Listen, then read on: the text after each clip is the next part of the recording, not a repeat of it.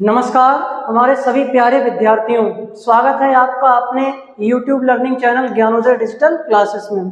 जैसा कि देख पा रहे हैं कि आप ये थंबनेल पे पढ़ ही रहे होंगे कि क्या लिखा है, हमें ज़्यादा इसको बताने की ज़रूरत नहीं है। ठीक है, तो आज की इस क्लास में बच्चों हमें क्या डिस्कस करना है। हमारा जो चैप्टर चल रहा है कक्षा 10 में विज्ञान का रासायनिक अपक्रिया एवं समीकरण। ठीक है, तो उसमें हमें आज डिस्कस करना है रासायनिक अपक्रियाओं के प्रकार में, अनुत्क्रमणीय अपक्रियाएं और उत्क्रमणीय अपक्रियाओं के बारे में। आज का ये जो लेक्चर है लेक्चर नंबर 11 है। इससे पहले इस चैप्टर के ऑलरेडी 10 क्लासेस हो चुकी हैं।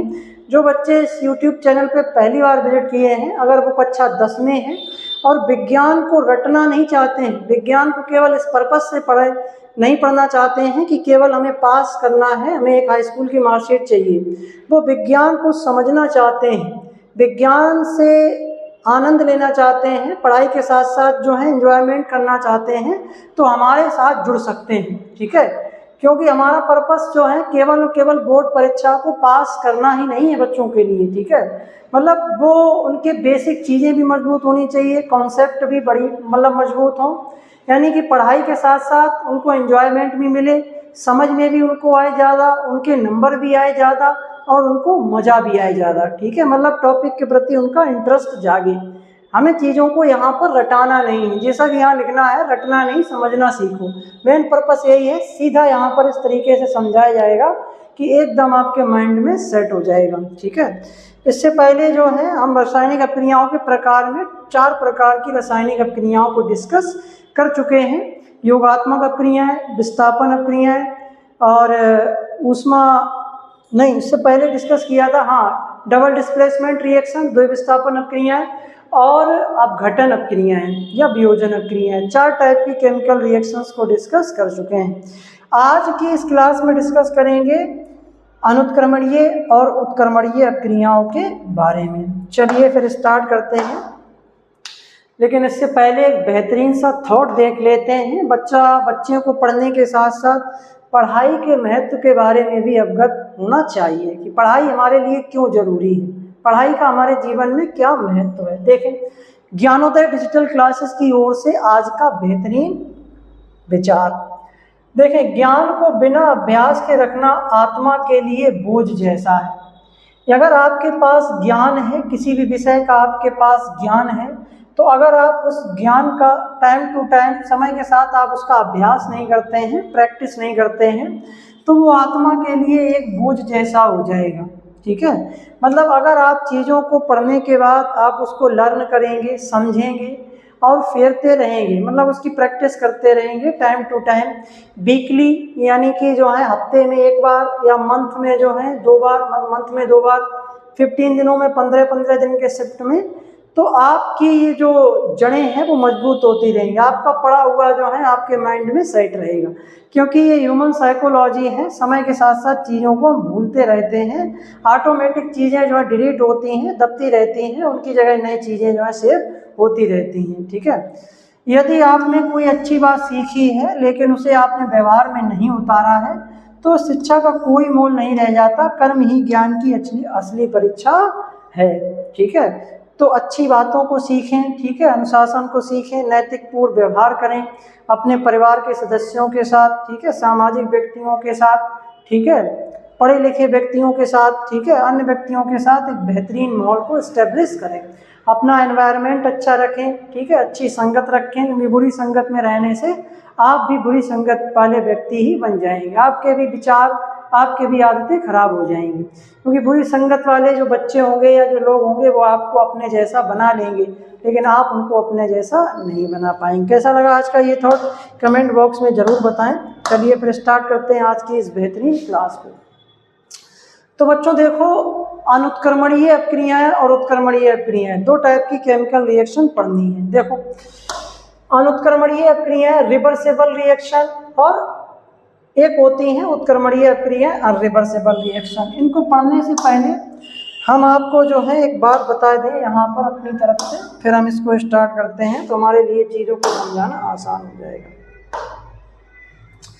जैसे देखो बच्चों, हमारे सामने ये एक पर्टिकुलर रिएक्शन है जिसमें A और B 2 अभिकारक अणु हैं आपस में क्रिया कर रहे हैं और प्रोडक्ट सी और डी दे रहे हैं।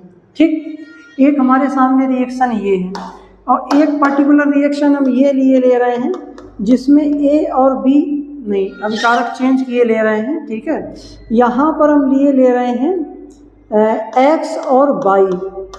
ठीक है, ये अभिकारक अणु आपस में क्रिया करके जेड और डब्ल्यू हमको अभिकारक अणु मतलब उत्पाद अणु दे रहे हैं। ठीक है, इस अपक्रिया में बच्चों क्या होगा, ऊपर वाली अपक्रिया और नीचे वाली अपक्रिया को समझिए। ऊपर वाली अपक्रिया में बच्चों क्या हो रहा है कि जब अभिकारक अणु ए और बी आपस में क्रिया कर रहे हैं तो वो उत्पाद अणु सी और डी दे रहे हैं। तो अगर एक बार ये रासायनिक अपक्रिया संपन्न हो जाती है तो उत्पाद अणु सी और डी बन जाते हैं। जब ये सी और डी उत्पाद के अणु जब बन जाएंगे तो फिर ये उत्पाद के जो अणु हैं ये वापस बैक होके दोबारा जो है ए और बी नहीं बनाएंगे।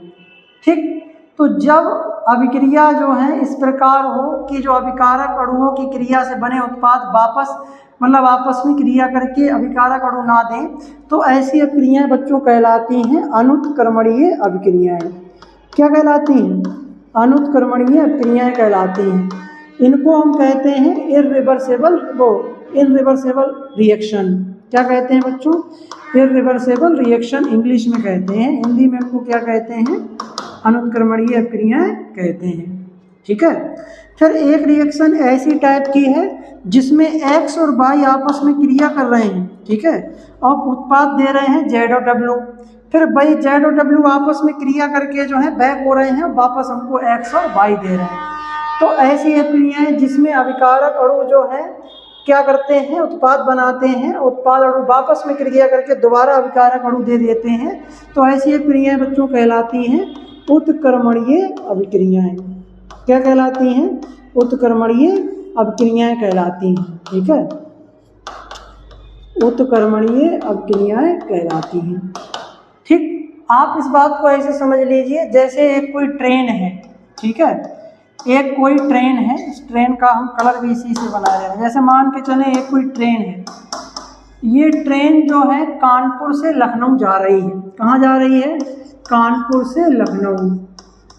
ठीक, कानपुर से लखनऊ जो है ये जा रही है। ठीक है, कानपुर से लखनऊ जा रही है। ठीक, अब ये ट्रेन जो है कानपुर से लखनऊ गई और फिर लखनऊ से वापस कानपुर नहीं आई। ठीक है, यानी कि ये एक ही डायरेक्शन में गई। ठीक, फिर एक ट्रेन बच्चों ऐसी है जो कानपुर से लखनऊ गई, कानपुर से बच्चों कहाँ गई? लखनऊ गई। ठीक है, कानपुर से लखनऊ गई और फिर वापस कानपुर से लखनऊ आ गई। तो अभिक्रिया दोनों डायरेक्शन में हुई कि नहीं हुई? अभिक्रिया दोनों डायरेक्शन में हो गई। पहले कानपुर से लखनऊ जाना, फिर लखनऊ से कानपुर आ जाना। तो ये अपक्रिया दोनों डायरेक्शन में हो गई, ये अपक्रिया एक ही डायरेक्शन में हुई। तो आप इन अपक्रियाओं को इस उदाहरण से बेहतरीन तरीके से समझ सकते हैं। ठीक है, चलिए अच्छा, अब आप जो हैं इन रिएक्शंस के उदाहरण मतलब इसके स्क्रीनशॉट लेना चाहें तो ले लें समझने के लिए, नहीं तो अन्यथा हम इनको आगे इसी को डिस्कस करेंगे। चलें अच्छा, अब आ जाते हैं, हमारे लिए चीज़ों को समझाना आसान हो जाएगा। देखें, अब आप लोगों को भी समझ में आएगा हम क्या कह रहे हैं। देखो, ऐसी रासायनिक अपक्रिया जो केवल एक ही दिशा में होती है, इनमें अभिकारक रिएक्टेंट्स मिलकर उत्पाद तो बनाते हैं लेकिन उत्पाद दोबारा अभिकारक नहीं बना सकते। तो ऐसी अपक्रियाएं क्या कहलाती हैं? अनुत्क्रमणीय अपक्रिया कहलाती हैं, इररिवर्सिबल रिएक्शन कहलाती हैं। ठीक है, एक बार फिर देख लें। वे रासायनिक अपक्रियाएं जो केवल एक ही दिशा में चलती हैं, एक ही डायरेक्शन में चलती हैं। इन रासायनिक अपक्रियाओं में अभिकारक अणु आपस में क्रिया करके उत्पाद के अणु तो बनाते हैं लेकिन उत्पाद के अणु दोबारा आपस में जुड़कर जो है मतलब अभिकारक नहीं बनाते हैं। तो ऐसी अपक्रियाएं क्या कहलाती हैं? अनुत्क्रमणीय अपक्रियाएं कहलाती हैं। इसे आप एक तरफा रास्ता समझ सकते हैं। ठीक है, चलिए अब आपको बातें समझ में आ गई होंगी, आप इसका स्क्रीनशॉट ले लें। तो ये जो इसकी परिभाषा लिखी है, इस परिभाषा को ही आपको अपनी फेयर कॉपी पे नोट डाउन कर लेना है। वैज्ञानिक विशेषता देख लें। यह अपक्रिया केवल अग्रिम दिशा फॉरवर्ड डायरेक्शन में होती है। किस डायरेक्शन में होती है?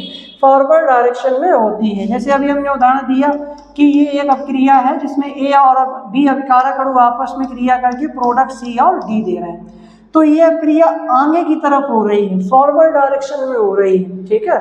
और ऐसे अभिक्रियाओं को हम एक साधारण तीर, इस तरह के तीर से प्रदर्शित करते हैं। तो देखो इसी तरीके से हमने प्रदर्शित किया है, तो इसे समीकरण में एक साधारण तीर के द्वारा दर्शाया जाता है। इसमें अभिकारक पूरी तरह से समाप्त होकर नए पदार्थ में बदल जाते हैं, ठीक है। चलें, अच्छा इसका भी आप स्क्रीनशॉट ले लें। चीज़ें टू द पॉइंट लिखी हैं एकदम क्रिस्टल क्लियर मेथड में, ठीक है। इनको ज़्यादा जो है हमें समझाने की ज़रूरत नहीं है, हर एक बच्चा आसानी से समझ सकता है चीज़ों को। फिर देखें इनके वैज्ञानिक उदाहरण। अब हमें इनके उदाहरण देख लेने, जैसे लकड़ी या कोयले का जलना, दहन, लकड़ी या कोयले का जलना।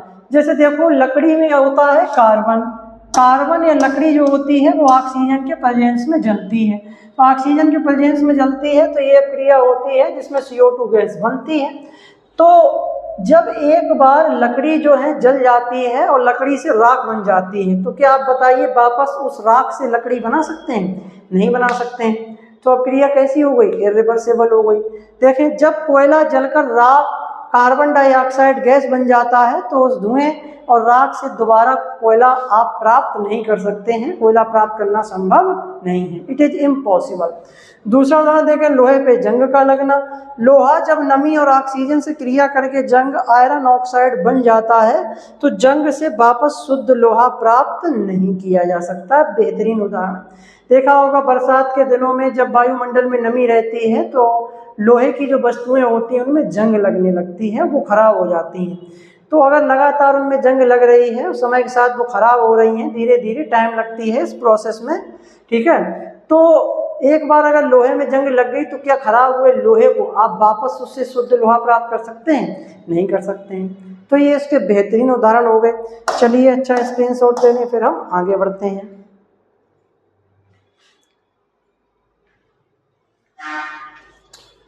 अगला देखें अनुत्क्रमणीय अपक्रियाएं के अन्य उदाहरण, मतलब इनके अन्य उदाहरण देख लेते हैं, कुछ और एग्जाम्पल। देखो मैग्नीशियम रिबन का दहन जलना। जब मैग्नीशियम रिबन को हवा में जलाया जाता है तो यह सफ़ेद रंग का पाउडर मैग्नीशियम ऑक्साइड बनाता है। इस पाउडर से वापस आप मैग्नीशियम धातु प्राप्त नहीं कर सकते हैं। इसकी रिएक्शन आप लिख लें, इस रिएक्शन को हमने पहले बताया है।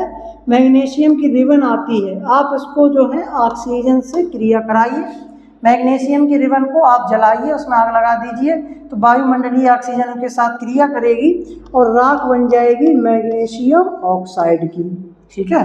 मैग्नीशियम ऑक्साइड की यहाँ पर राख बन जाएगी, ठीक है। तो एक बार जब मैग्नीशियम की रिबन ऑक्सीजन से क्रिया करके मैग्नीशियम ऑक्साइड का सफ़ेद पाउडर बना देगी तो क्या आप उस सफ़ेद पाउडर से वापस मैग्नीशियम ऑक्साइड बना लेंगे? मैग्नीशियम बना लेंगे? नहीं बना लेंगे। तो ये किस प्रकार की क्रिया का उदाहरण हो गई? अनुत्क्रमणीय क्रिया का उदाहरण हो गई, ठीक है। चलें अच्छा इसका स्क्रीनशॉट ले लें और टू द पॉइंट जो भी हमने लिखा है इन सभी बातों को अपनी फेयर कॉपी पे नोट डाउन करते रहें। परीक्षा में आप इतना ही लिख देंगे तो आपको अच्छे नंबर मिल जाएंगे। सफिशिएंट है कंटेंट, ठीक है। अगर किसी बच्चे के मन में क्वेश्चन आ रहा हो कि सर हमें बताइए कि हम इतना ही लिखें या और लिखें, क्या इतना पर्याप्त है, तो बिल्कुल इतना ही लिख दें, इससे ज़्यादा नहीं लिखना है। हाई स्कूल लेवल में इतना पर्याप्त है, आपको पूरे नंबर मिल जाएंगे। अगला हम देखते हैं उत्क्रमणीय क्रियाएं, रिवर्सिबल रिएक्शंस के बारे में देखते हैं। देखो ऐसी रासायनिक क्रियाएं जो दोनों दिशाओं में हो सकती हैं, ठीक है। इनमें अभिकारक मिलकर पहले उत्पाद बनाते हैं और उसी समय उत्पाद भी आपस में क्रिया करके वापस अभिकारक बना देते हैं। इसे आप दो तरफा रास्ता समझ सकते हैं। जैसे आप कानपुर से लखनऊ जाएं और फिर लखनऊ से वापस कानपुर आ जाएं, ठीक है। तो ये दो तरफा रास्ता हो गया। और आप कानपुर में लखनऊ गए, फिर लखनऊ पे होके रह गए, वापस ही नहीं आए, तो फिर भैया एक तरफा रास्ता है, इरिवर्सिबल रिएक्शन हो गई, ठीक है। समझ रहे हैं इस बात को? तो ये हमारी जो है उत्क्रमणीय क्रिया की परिभाषा हो गई कि ऐसी रासायनिक क्रियाएं जो दोनों दिशाओं में होती हैं। इसमें अभिकारक अणु पहले क्रिया करके उत्पाद बनाते हैं, फिर उत्पाद अणु आपस में क्रिया करके पुनः अभिकारक बना देते हैं। चलिए अच्छा स्क्रीनशॉट लेने जल्दी से।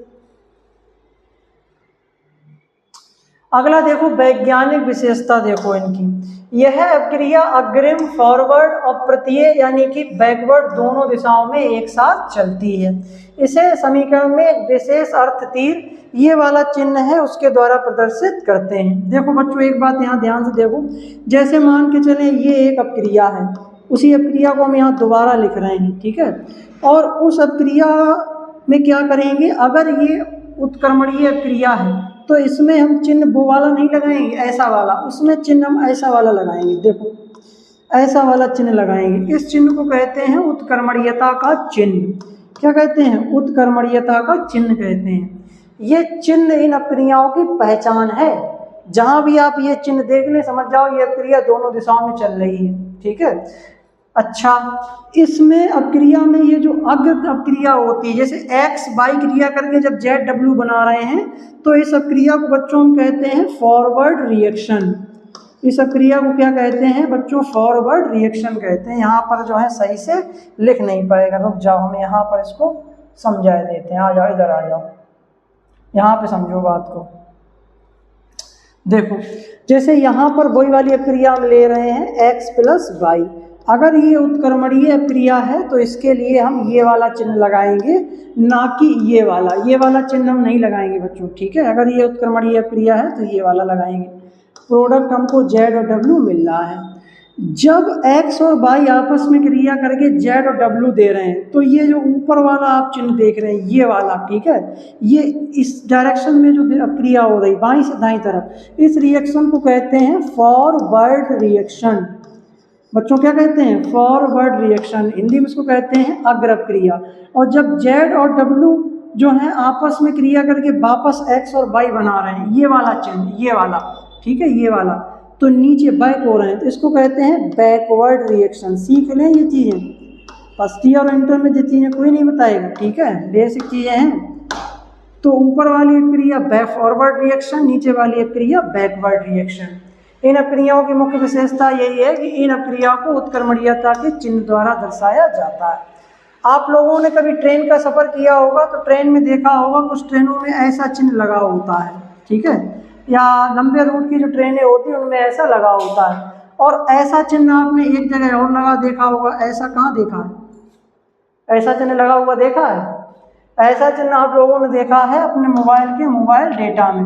जब हम अपने मोबाइल का मोबाइल डेटा स्विच ऑन करते हैं तो उसमें ऐसा ही जो चिन्ह लगा होता है, तो वो यही चिन्ह है। इसका मतलब ये है कि जो डेटा का ट्रांसफ़र हो रहा है मोबाइल का, वो आपके मोबाइल से मतलब सोशल मीडिया में भी, नेट में भी जा रहा है। मतलब आप जैसे फेसबुक में कोई फ़ोटो अपलोड करें, इंस्टाग्राम पे करें, व्हाट्सएप के थ्रू भेजें, या व्हाट्सएप से या नेट से कोई चीज़ अपने मोबाइल में डाउनलोड कर लें, तो डेटा का ट्रांसफ़र बाई डायरेक्शन हो रहा है ना भाई। मोबाइल से नेट पे जा रहा है, नेट से आपके मोबाइल में आ रहा, तो इसीलिए ये चिन्ह लगाया जाता है। ट्रेनों में ये चिन्ह इसीलिए लगाया जाता है कि ट्रेन दोनों दिशा में चल रही। जैसे एक ट्रेन कानपुर से लखनऊ जा रही है तो उसी समय एक ट्रेन जो है लखनऊ से हो सकता है कानपुर आ रही हो, बस दोनों का नंबर अलग अलग होता है। जैसे इसका होता है 14704 तो इसका हो सकता है 14703 हो, ठीक है। जो ट्रेनें एक ही डायरेक्शन में चलती हैं उसमें ऐसा चिन्ह लगा होता है कि ये ट्रेन अब गई, अब ये बाई डायरेक्शनल नहीं, ठीक है। मतलब एक ही समय पर क्रियाएँ चलें, ये भी बात है, एक ही समय पर क्रियाएँ चलें। जैसे एक ट्रेन जो है कानपुर से लखनऊ जा रही है तो दूसरी ट्रेन एक और होगी, दूसरी ट्रेन एक और होगी जो लखनऊ से कानपुर आ रही होगी। एक पॉइंट बच्चों ऐसा आ जाएगा जब ये दोनों ट्रेनें आकर मिल जाएंगी, दोनों एक दूसरे टाटा बाय बाय करेंगी, टाटा bye bye bye bye, Kanpur जाओ तुम लखनऊ जाओ, दोनों का मिलाप होगा, मिलन होगा, तो सेम समय पर ये चल रही हैं, ठीक है। चलें, अच्छा, तो चीज़ें क्लियर हो गई हैं, वही एकदम पूरा पॉइंट क्रिस्टल क्लियर हो गई होगी चीज़ें, ठीक है। तो ये चीज़ें लिख लें, इनका आप साइन ध्यान रखें, ठीक है। इन अपक्रियाओं का साइन ध्यान रखें। जो अनुत्क्रमणीय अपक्रियाएं होती हैं तो उनको केवल हम एक सिंगल क्रॉस के चिन्ह से डिनोट कर देते हैं अनुत्क्रमणीय अपक्रियाओं के लिए, और उत्क्रमणीय अपक्रिया के लिए ये वाला साइन लगाते हैं। स्क्रीनशॉट ले लें। चलें, अच्छा आगे आ जाओ। तो उत्क्रमणीय अपक्रियाएं ये हो गई हैं। चलें, अच्छा समझ गए। तो ये समझ गए, फॉरवर्ड रिएक्शन समझ गए, बैकवर्ड रिएक्शन समझ गए, ये अर्थ हमने बता दिया। यह क्रिया कभी पूरी नहीं समाप्त होती है बल्कि एक बंद बर्तन में चलती रहती है, ठीक है। वैज्ञानिक उदाहरण जैसे अमोनिया गैस का निर्माण हैबर विधि द्वारा। अमोनिया, नाइट्रोजन और हाइड्रोजन गैसें जब आपस में क्रिया करती हैं तो अमोनिया बनती है। ये अपक्रिया एक उत्क्रमणीय क्रिया है। वापस अमोनिया टूटकर नाइट्रोजन और हाइड्रोजन दे देती है। तो इसीलिए देखो यहाँ पे उत्क्रमणीयता का चिन्ह लगाया है। ऊपर वाली फॉरवर्ड रिएक्शन है, नीचे वाली बैकवर्ड रिएक्शन है। नाइट्रोजन और हाइड्रोजन मिलकर अमोनिया गैस बनाते हैं। ठीक उसी समय अमोनिया गैस टूटकर वापस नाइट्रोजन और हाइड्रोजन में बदलने लगती है। जलवाष्प का बनना बंद बर्तन में समझ लें। जैसे आप एक बंद पात्र में पानी को गर्म कीजिए, ये एक घरेलू उदाहरण है डे टू डे लाइफ का। आप बंद बर्तन में आप पानी को गर्म कीजिए, उसके ऊपर प्लेट रख दीजिए, पानी गर्म करेंगे तो पानी भाप बदलेगी, भाप बनेगी। भाप का मतलब पानी जो है वो अपनी द्रव अवस्था से गैस अवस्था में बदल रहा है। फिर वो जो गैसीय अवस्था प्लेट के नीचे पानी भाप इकट्ठी हुई, उसको वापस जो है वो फिर पानी में बदल जाएगा। भाई फिर ठंडी हो जाती है ना वाष्प, तो फिर वो तो कहने का मतलब गैस से द्रव से गैस अवस्था में, गैस से वापस जो है द्रव अवस्था में। तो ये भी क्रिया कैसी हुई, बाई डायरेक्शनल हो गई। ठीक, चलिए अच्छा उदाहरण लेने, स्क्रीनशॉट लेने इसका। तो दूसरा उदाहरण देखें, जैसे हाइड्रोजन आयोडाइड का निर्माण और इसका अपघटन। ठीक है, जब एक बंद बर्तन में हाइड्रोजन और आयोडीन गैसों को मिलाया जाता है तो हाइड्रोजन आयोडाइड बनता है। ठीक उसी समय वह टूटकर वापस हाइड्रोजन और आयोडीन में बदलने लगता है। इसकी अपक्रिया यहाँ पर हम लिखे दे रहे हैं, चलो यहीं पे लिखे दे रहे हैं, यहाँ जगह है। देखो बच्चों, हाइड्रोजन और प्लस आयोडीन, ठीक है, ये दोनों आपस में जब क्रिया करते हैं तो ये एक उत्क्रमणीय क्रिया होती है। यहाँ पर हाइड्रोजन आयोडाइड बनता है। इसको आप गर्म करने पर अपक्रिया होती है। जब आप हाइड्रोजन और आयोडीन गैसों को एक पात्र में भरकर गर्म करेंगे तो ये हाइड्रोजन और आयोडीन क्रिया करके हाइड्रोजन आयोडाइड बना देंगे। जब ये टेम्परेचर धीरे धीरे डाउन होने लगेगा तो बना हुआ हाइड्रोजन आयोडाइड वापस टूटकर बैकवर्ड रिएक्शन में हमको आयोडीन और हाइड्रोजन गैस दे देगा। तो जब हाइड्रोजन और आयोडीन क्रिया कर रहे हैं तो फॉरवर्ड रिएक्शन में हाइड्रोजन आयोडाइड बन रहा है, और जब हाइड्रोजन आयोडाइड टूटकर हाइड्रोजन आयोडाइड दे रहा है तो ये हमारी कौन सी रिएक्शन है, बैकवर्ड रिएक्शन है। ठीक है, चलिए अच्छा स्क्रीनशॉट ले लें।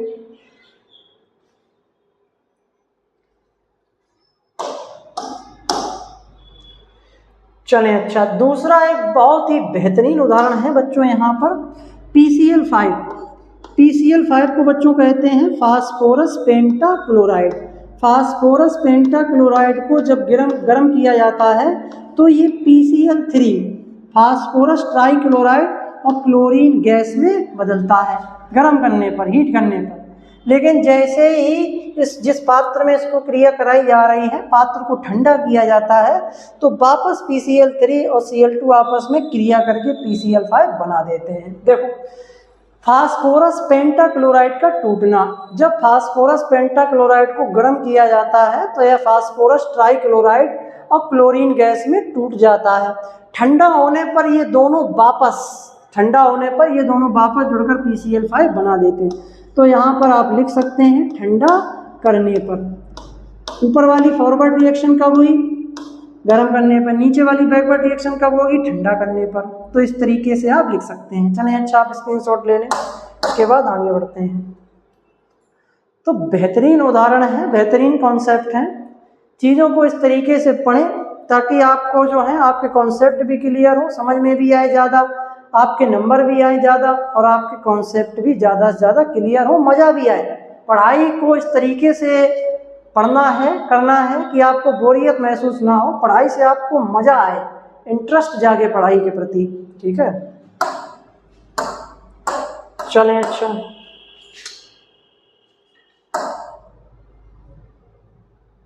तो बच्चों इसी के साथ हमारी आज की क्लास का हुआ डी एंड। हम लेते हैं अलविदा, ब्रेक लेते हैं, एक छोटा सा ब्रेक। ठीक है, छोटे से ब्रेक के बाद पुनः आप लोगों से मुलाकात होगी। तब तक आप पढ़ते रहें खुशी खुशी जो है। ठीक है, प्रॉपर नोट्स अपने बनाते रहें, और लेक्चर अगर अच्छा लगा हो, पढ़ाने का तरीका अच्छा लगा हो, चीज़ें समझ में आई हो तो लेक्चर को लाइक करें, दोस्तों में शेयर करें, और चैनल पे पहली बार आए हैं तो चैनल को सब्सक्राइब जरूर कर लें, क्योंकि यही हमारी मेहनत का फल है। बाद बाकी हमें कुछ नहीं मिलता है। ठीक है, यही है, बच्चों का प्यार है, बच्चे लाइक करते हैं, कमेंट करते हैं, चैनल पे सब्सक्राइबर्स बढ़ते हैं, तो इससे मोटिवेट होते हैं। अगर जो है ये सब चीज़ें हमको नहीं मिलती हैं तो फिर थोड़ा हमारा मनोबल डाउन होता है। आप समझ पा रहे होंगे चीज़ों को, ठीक है। तो जुड़े रहें हमारे साथ, ठीक है। पढ़ते रहें, आराम से एंजॉय लेते रहें और मनोरंजन के साथ यहाँ पे चीज़ों को पढ़ते रहें, हंसी हंसी पढ़ते रहे यहाँ पर, क्योंकि पढ़ाई को हमारा यहाँ पे मेन जो मकसद है वो चीज़ों को आसान बनाना है। कठिन तो कोई भी बना सकता है, लेकिन चीज़ों को हमें आसान बनाना है, इंटरेस्ट बनाना है, ठीक है। चलें, अच्छा, मिलते हैं नेक्स्ट क्लास में, तब तक के लिए धन्यवाद।